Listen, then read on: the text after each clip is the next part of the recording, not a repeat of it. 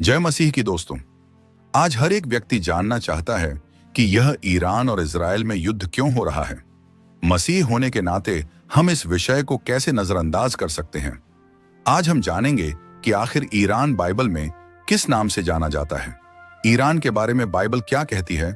साथ ही साथ जानेंगे इस युद्ध के कारण को और इस विषय में बाइबल क्या कहती है।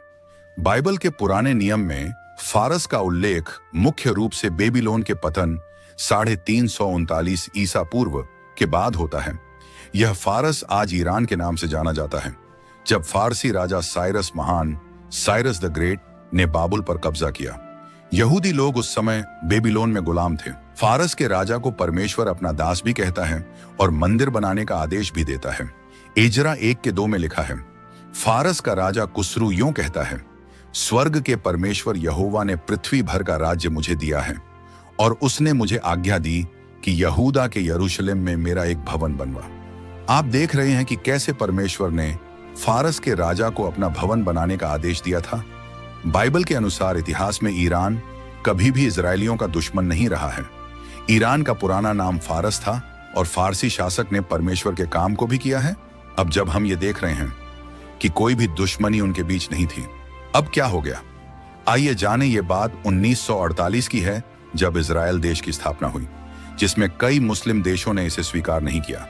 लेकिन उस समय भी ईरान ने इजराइल को मान्यता दी थी। याद रखें, ईरान ने समर्थन भी दिया कि इजराइल देश की स्थापना हो। लेकिन 1979 की इस्लामिक क्रांति, जिसे ईरानी क्रांति या इस्लामिक क्रांति के नाम से जाना जाता है, एक ऐतिहासिक घटना थी जिसने ईरान के राजनीतिक, सामाजिक और धार्मिक ढांचे को पूरी तरह बदल दिया। इस क्रांति के परिणाम स्वरूप ईरान में 2500 साल पुरानी पहलवी राजशाही का अंत हुआ, जिन्होंने इजराइल का साथ दिया था, और इस्लामिक गणराज्य की स्थापना हुई।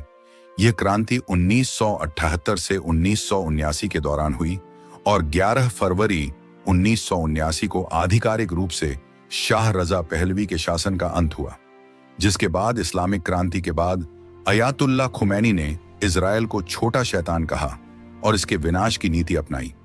फिलिस्तीन और इजराइल का संघर्ष ईरान के लिए केंद्रीय मुद्दा है, जो हमास और हिजबुल्लाह जैसे समूहों का समर्थन करता है। आज ईरान और इजराइल मध्य पूर्व में दबदबा बनाने की होड़ में हैं। ईरान अपनी प्रतिरोध धुरी के जरिए प्रभाव बढ़ाता है, जबकि इजराइल इसे खतरा मानता है। इजराइल नहीं चाहता है कि ईरान परमाणु बम तैयार करे, इसीलिए अपने लिए खतरा मानकर उसकी सुविधाओं पर हमले करता है। जैसे 13 जून 2025 को इजराइल ने राइजिंग लायन ऑपरेशन चलाया और ईरान ने भी ड्रोन हमले के द्वारा जवाब दिया। ईरान के कुछ शिया नेता इजराइल को कैंसर युक्त ट्यूमर मानते हैं। कुछ मुस्लिम मानते हैं कि हदीसों की व्याख्या में यहूदियों के खिलाफ युद्ध की बात है, हालांकि सभी मुस्लिम इसे नहीं मानते हैं। 1979 की क्रांति ने ईरान को शिया इस्लामिक गणराज्य बनाया, जिसने इजराइल और पश्चिम के खिलाफ वैचारिक युद्ध शुरू किया। दोनों देश प्रॉक्सी युद्ध लड़ते हैं।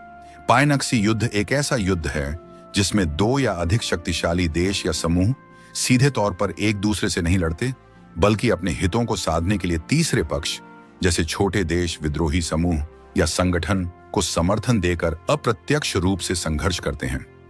ये समर्थन हथियार, धन, प्रशिक्षण या खुफिया जानकारी के रूप में हो सकता है। प्रॉक्सी युद्ध का मुख्य उद्देश्य अपने दुश्मनों को कमजोर करना होता है, बिना स्वयं युद्ध के मैदान में उतरे। ईरान हिजबुल्लाह, हमास और यमन के हूथियों का समर्थन करता है, जबकि इजराइल सीरिया में ईरानी ठिकानों और वैज्ञानिकों को निशाना बनाना चाहता है। बाइबल में यिर्मयाह 49 के 34 से 39 में प्राचीन ईरान का हिस्सा के विनाश और पुनरुत्थान की भविष्यवाणी करता है। यिर्मयाह 49:37 में लिखा है, मैं एलाम को उनके शत्रुओं और उनके प्राण के खोजियों के सामने विस्मित करूंगा और उन पर अपना कोप भड़काकर विपत्ति डालूंगा। यहोवा की यह वाणी है कि तलवार को उन पर चलवाते चलवाते मैं उनका अंत कर डालूंगा। क्या आपको मालूम है ये एलाम क्या है जिसे परमेश्वर नाश करेगा? यिर्मयाह 49 में एलाम एक प्राचीन क्षेत्र और जाति को संदर्भित करता है, जो वर्तमान दक्षिण पश्चिमी ईरान, प्राचीन पर्सिया का हिस्सा में स्थित था। बाइबल में एलाम को एक शक्तिशाली प्राचीन साम्राज्य के रूप में वर्णित किया गया है, जिसकी राजधानी शूशान, सूसा थी।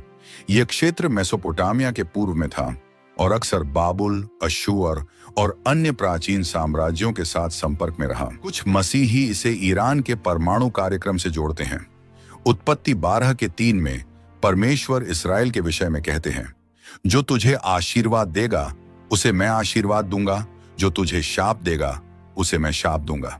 कई मसीही इसे इजराइल से जोड़ते हैं और ईरान की शत्रुता को परमेश्वर की सजा से जोड़ते हैं। खैर, कुछ भी हो, पर खुदा अब्राहम के कारण इजरायलियों को नहीं छोड़ सकता, क्योंकि बाइबल कहती है बाप दादों के कारण वे परमेश्वर के प्यारे हैं। तो दोस्तों, हमें जरूरत है कि हम इन दोनों देशों की शांति के लिए प्रार्थना करें, ताकि सभी लोग शांति से रह सकें।